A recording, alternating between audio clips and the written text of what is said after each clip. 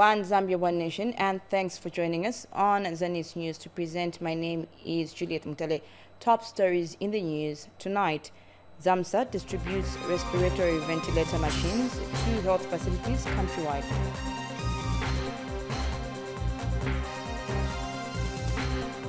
Over 500 delegates attend Summit for Democracy. Plus, works on water scheme in Chembe District nearly complete.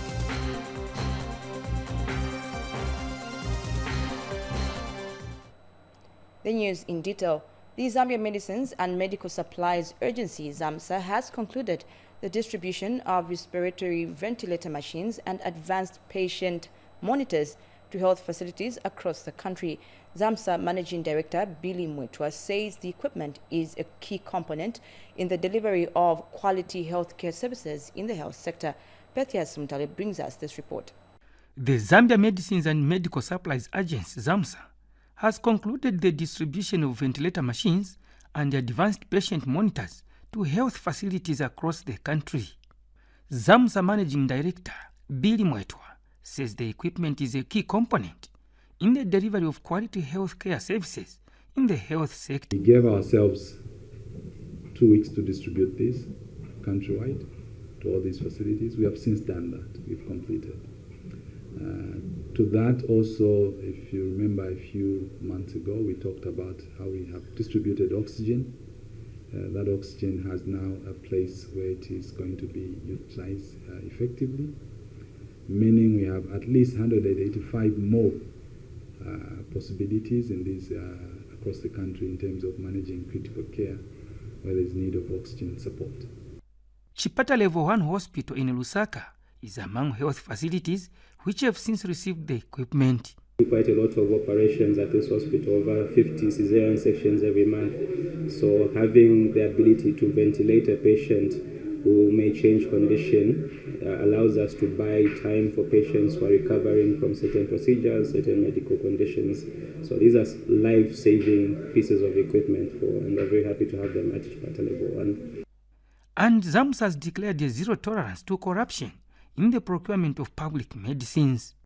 Corruption is fought through well-established processes and systems and adhering to those systems. ZAMSA, we have a very clear practice in terms of vendor management. This place called ZAMSA is out of bounds to all vendors. However, how do we interact with them? And just by putting that barrier, saying the suppliers, this place is out of bounds, it is already a step further towards fighting corruption. Because if a supplier is coming here without an agenda, what are you discussing? Indeed, corruption threatens the health and well-being of the population. Hence, there is a need to ensure transparency in the entire procurement process. Pethias Mutale, Zanis News, Lusaka. Still in health news, the Zambia Red Cross Society has donated a specialized clinic shelter to the Kitwe Teaching Hospital on the Copperbelt province. The Kitwe Teaching Hospital head surgery, Webster Mlenga, has disclosed that the facility has helped the hospital staff attend to more patients than before. Lizzie Ngobeka filed in this report.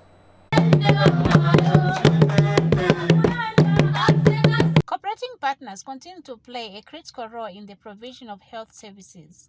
In this vein, the Zambia Red Cross Society, with the help of their Netherlands counterparts, has funded the construction of a special clinic facility at Kitwe Teaching Hospital. The facility has since been handed over to government.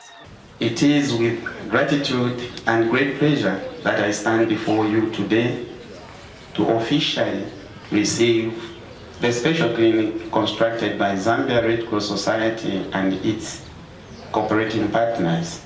Ladies and gentlemen, Zambia Red Cross Society headquarters team first visited Kitwe District Administration in April 2021 and shared their intentions to support the district in addressing the COVID-19 pandemic through a project dubbed Help the Helpers COVID Response Project, with funding from their movement partner, Netherlands Red Cross.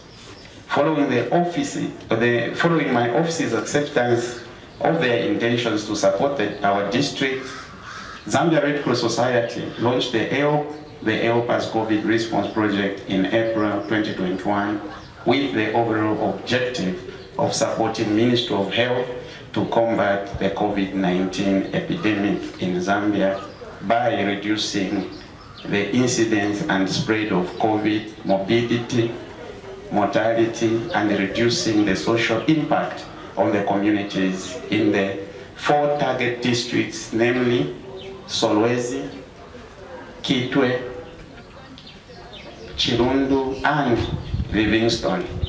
And Zambia Red Cross Society board member Dr. Duncan Chanda assured government of his organization's continued support to the health sector.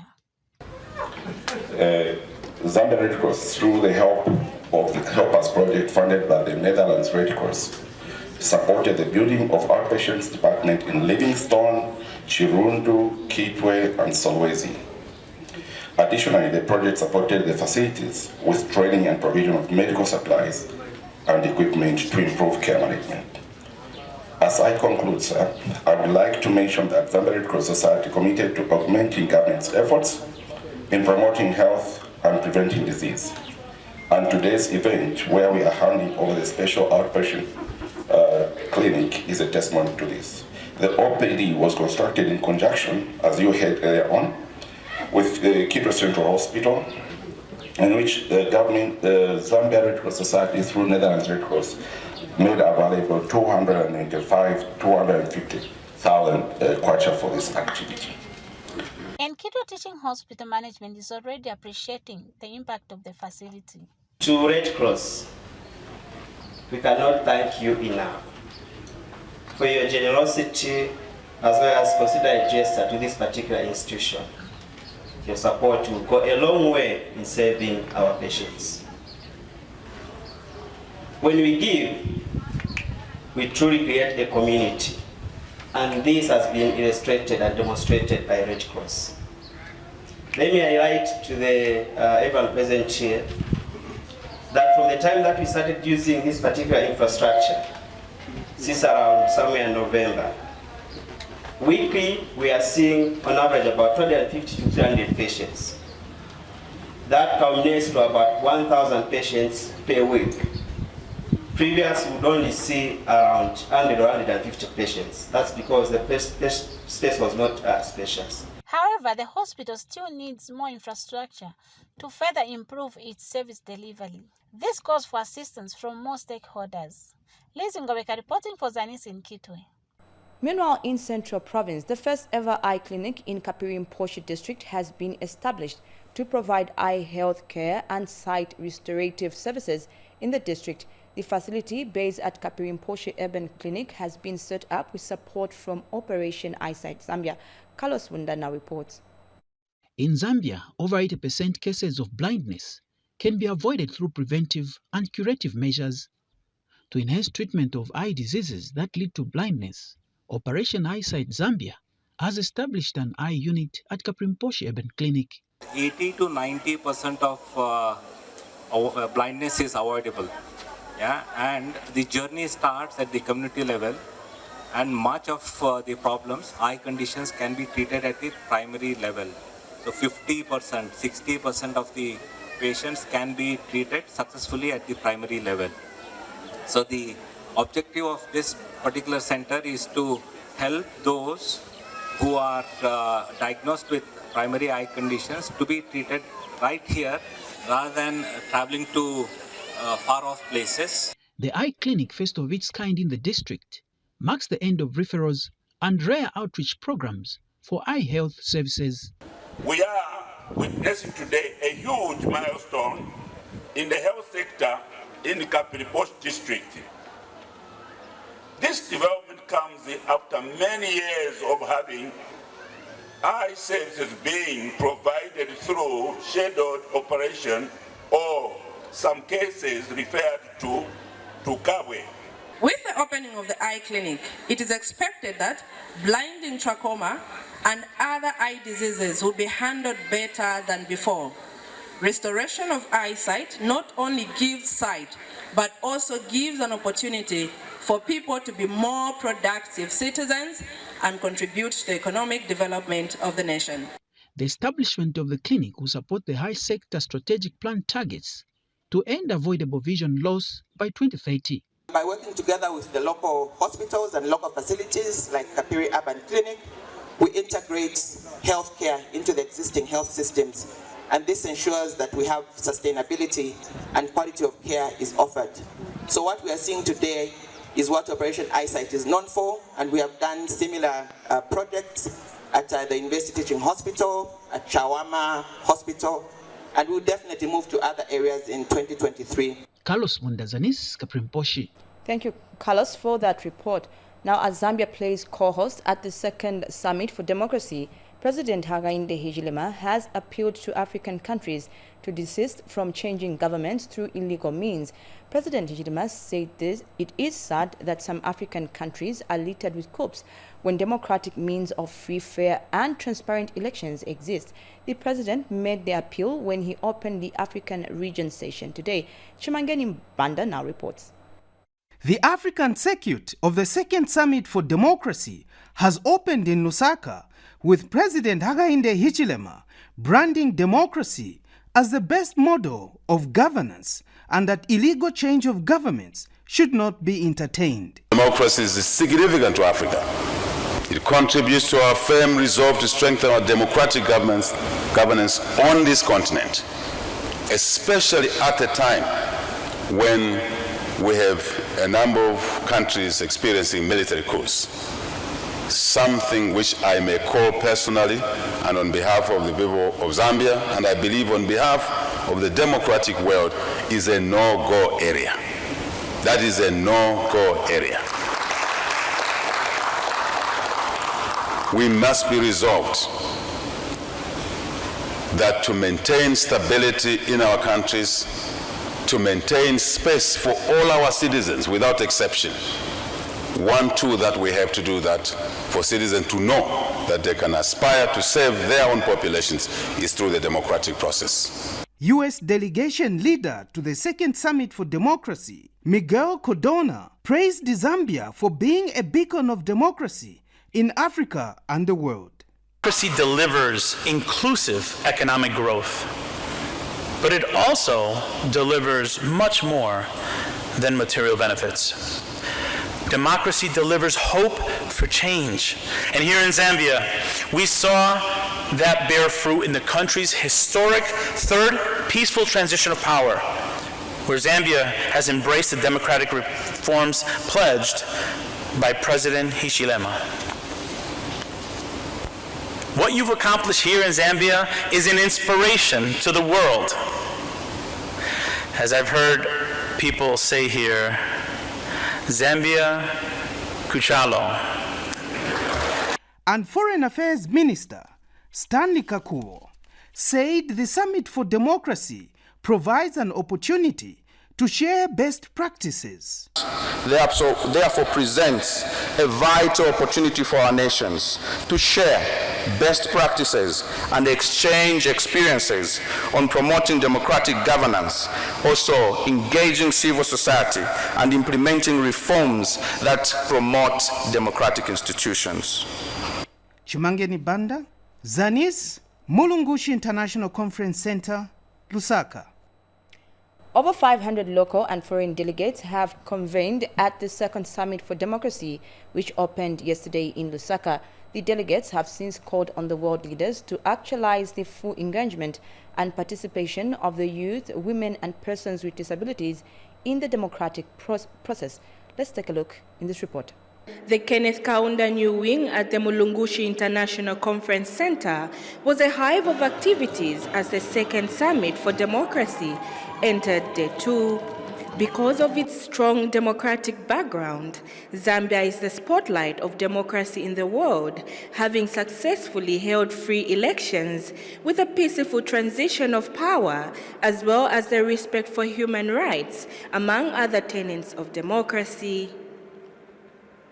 Both local and foreign delegates have expressed confidence that the leaders will fully advance the tenets of democracy in the African region. So we believe that there should be an extension of an olive branch, creation of more spaces where these young people can participate. As you know, we are the majority. I think people who are below 35 years are over 70% in Zambia today. When we don't have women engaged in public life is somehow something's drained out of public life without women's participation. So we hope that it'll improve over time. They also expressed their expectations from the summit. Expect on some of the strategies that the government has taken in ensuring that persons with disabilities, particularly, are participating in an election on an equal basis. We have a president who is committed to the process, and it would be nice to see the opportunities come to life. There's a lot of good things that have been said about democracy and the belief that democracy is the right system to take this country in the right direction. I believe sustainable development comes from a right and ideal democracy, and we can only do that if we participate hand in hand. The two-day summit Zambia is co-hosting with the United States of America, Costa Rica, the Netherlands and the Republic of Korea has provided Zambia with an opportunity for the country to showcase her political and economic history to the rest of the international community. As the second day of the Summit for Democracy continues, there are a lot of expectations from both local and international delegates, from leaders. Now it is up to Zambia to continue on its trajectory as a beacon of peace on the African continent. Winnie Mwelwa, Zanis, Lusaka. Minister of Foreign Affairs and International Cooperation, Stanley Kakubo, has called for global support towards the renewed commitment to democratic ideals.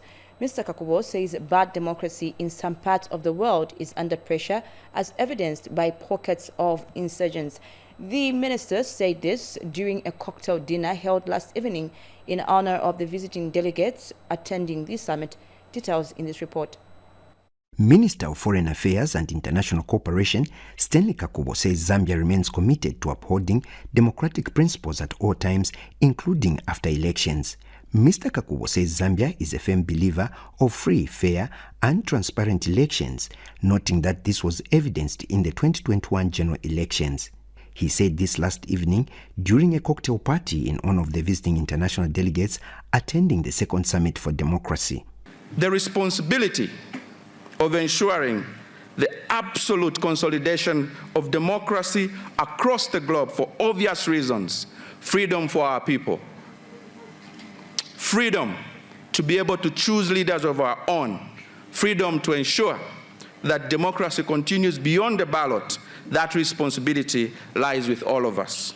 As Zambia, we do of course appreciate the conduct of free and fair and credible elections like we demonstrated in our last elections. And speaking at the same event visiting United States of America, Secretary of State for Education commended Zambia for its unwavering commitment to democratic tenets. Thank you to the Zambian government and people of Zambia for your hospitality and for hosting the Second Summit for Democracy.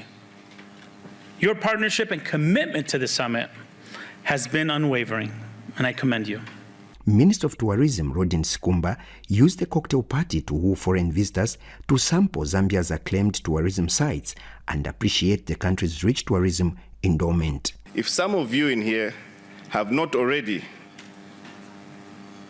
visited Livingstone, the tourist capital of Zambia, like you may have heard from our Director of Ceremonies here, Livingstone is the home of one of the 7 natural wonders of the world, the mighty Victoria Falls. I guarantee you to visit that place.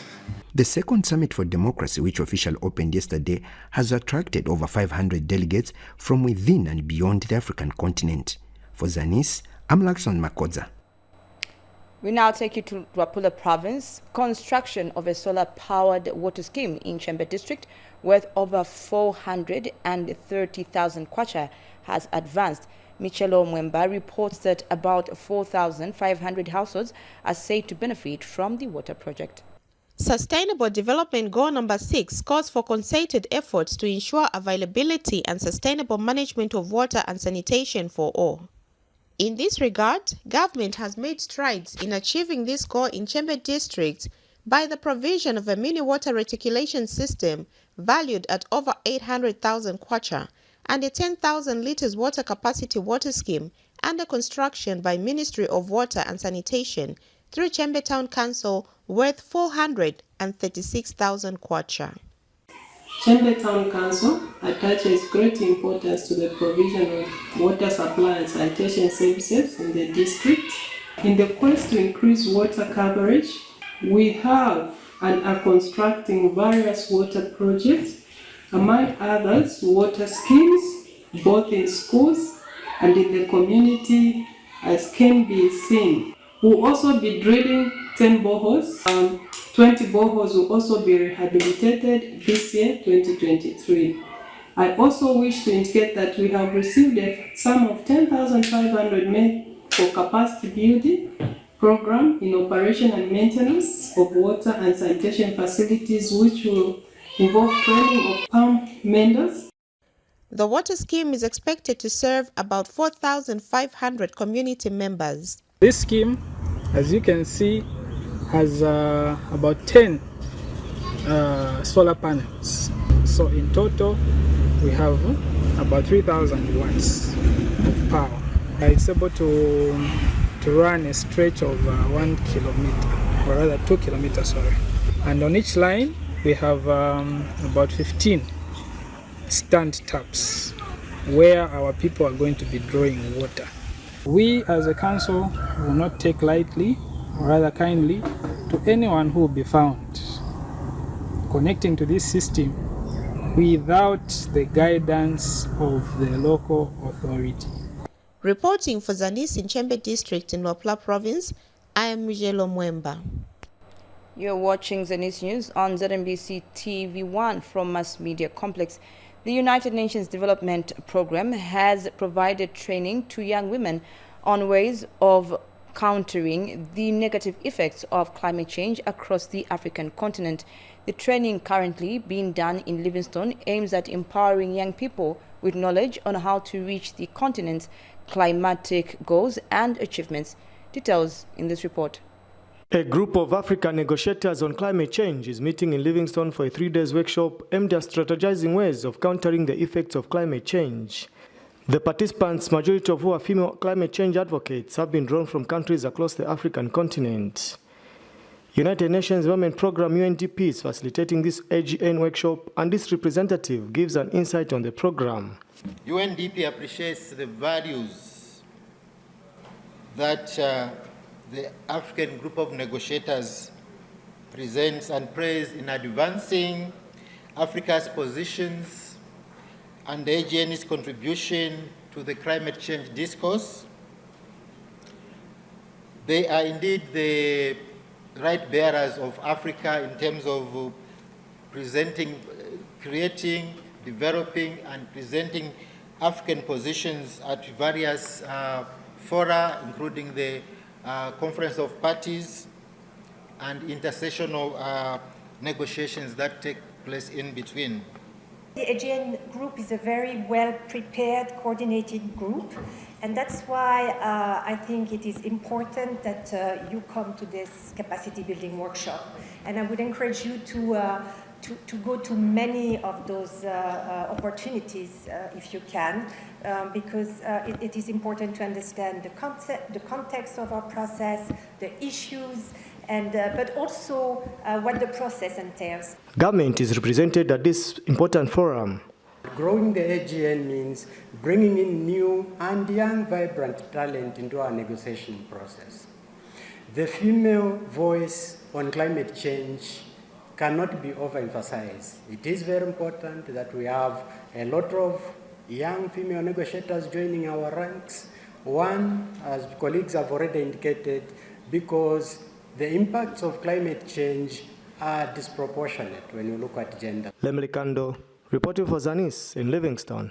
10 smallholder farmers in Chongwe district have been empowered with 10 locally made beehives under the Strengthening Climate Resilience of Agricultural Livelihoods in Agroecological Regions project. Details in this report.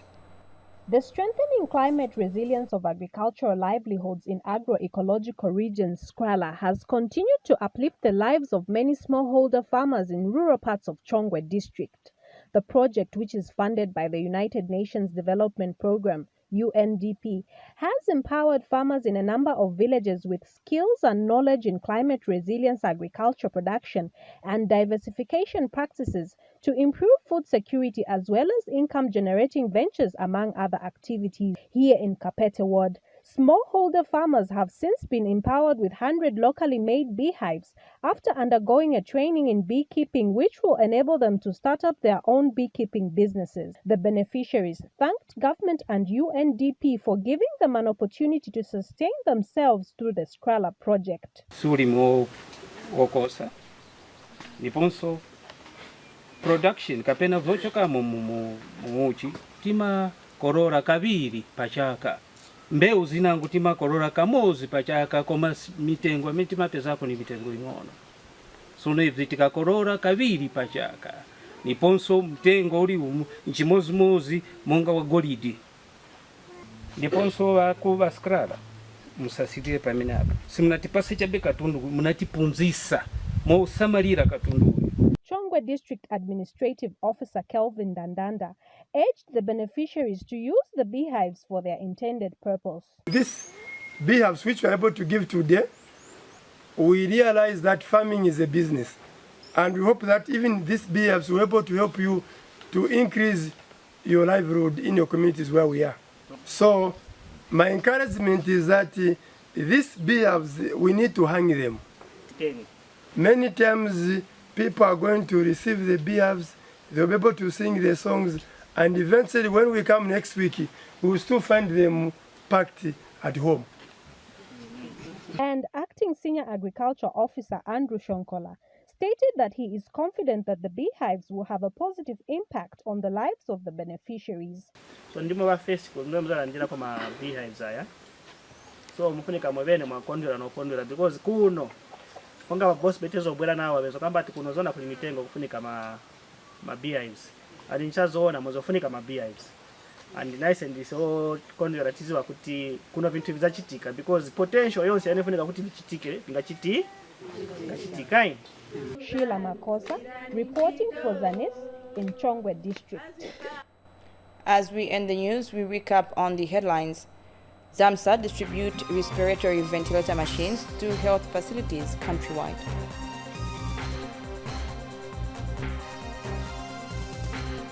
Over 500 delegates attend Summit for Democracy.